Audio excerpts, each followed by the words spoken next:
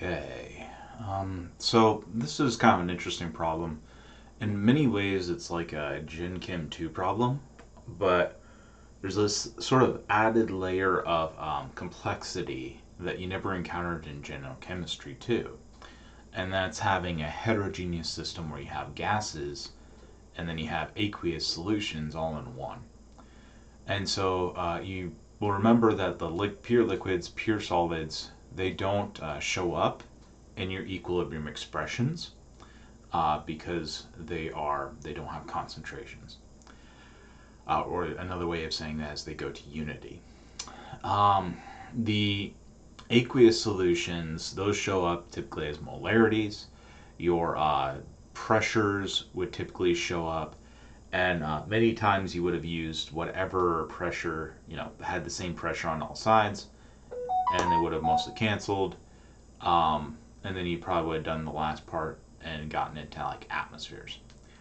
But if you want to put all of those terms in one, then what you actually need that is you need it in bar. So bar is the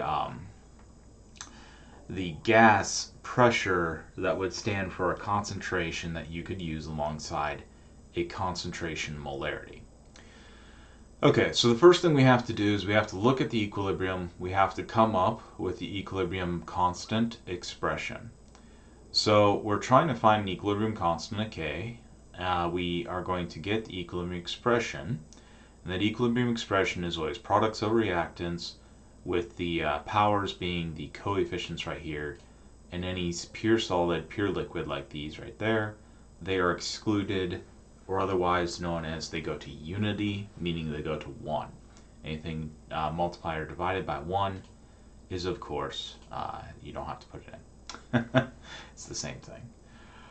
Okay, so we have E for our products, and that's the only term that we're going to worry about. We need the pressure of E, because it's a gas, and it's to the power of 3. And so the pressure with respect to E, N is the third power. We divide it by our reactants, so the concentration, bracket meaning concentration of A, that's going to be in molarity, and it is actually in molarity right here, which is fantastic. This is to the second power, and so it is to the second power right there. Finally, we have the C again gets excluded. We don't have to worry about that. That concentration of A, the second power, is going to be multiplied by the partial pressure of B, because it's a gas again, to the third power, because it's coefficient 3. And so it will look like this. You'll have your K, which you're solving for, partial pressure of E to the third power, divided by the concentration of A in molarity to the second power, and the partial pressure of B to the third power. Remember, each of these, you will need those in bar. Now, they've even played a little bit of a nasty trick on you. So first off, notice that C, that molarity, that does not actually matter. We don't need it. They have given you the partial pressure of B. They have given you the partial pressure of E. They've even given you the concentration D, which we again do not need. And these partial pressures aren't even the same damn units, if you look. So you're going to have to do some conversions here with those partial pressures. So the partial pressure of E, which is on top, is in torr. That's what they give you. Now, if you remember, 1 atmosphere is 760 torr, and that's how I do it. It's easiest to get into torr and then go from, get it into atmospheres and then go into bar from atmospheres. So you have your number you're given, 1.29 times 10 to the 4th in this case, torr. That's times then 1 atmosphere per 760 torr. So you divide it by 760 torr. And then you're going to take that number and you're going to multiply it by 1.013 bar, which is the conversion for an atmosphere. And so you divide it by 1 atmosphere. The atmosphere's canceled, torr cancels, gives you bar. You'll take that number and you'll put it to the third power. And then I would write that on top. Then you have this number right here, which is your molarity. You don't have to do anything with that. You just take that number to the second power. Don't forget, you need to take the whole number to the second power. It's very easy to just do this part if you do not put the parentheses around it like you see right here. And then I would typically write my line, write that number. I would then take my last term, which is the partial pressure of B. We look at the partial pressure of B, it is right there. And that is 1.92 times 10 to the third Pascal.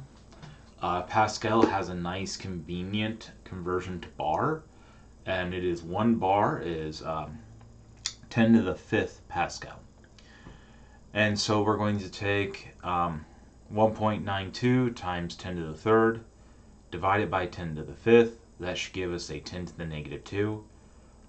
So then on the bottom over here, when we write it out so we can do the calculation and not mess it up in our calculator, we would put 1.9 times 10 to the negative 2 bar. That would multiply whatever this is, that number and that number to the second power. And if we then do the math, take our numerator, divide it by a denominator, we would get this number right here, which is 7.38 times 10 to the 11th. It is typically reported as a unitless number. However, it would actually have units if you're curious. We just don't typically write those units because it is ultimately an equilibrium expression or an equilibrium constant.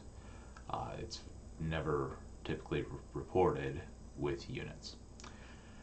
Okay, hopefully that helped and made sense. Let me know if you have any issues, if you don't understand anything about this. The biggest part here is I would break this into multiple conversions and do those conversions separately and write them out myself.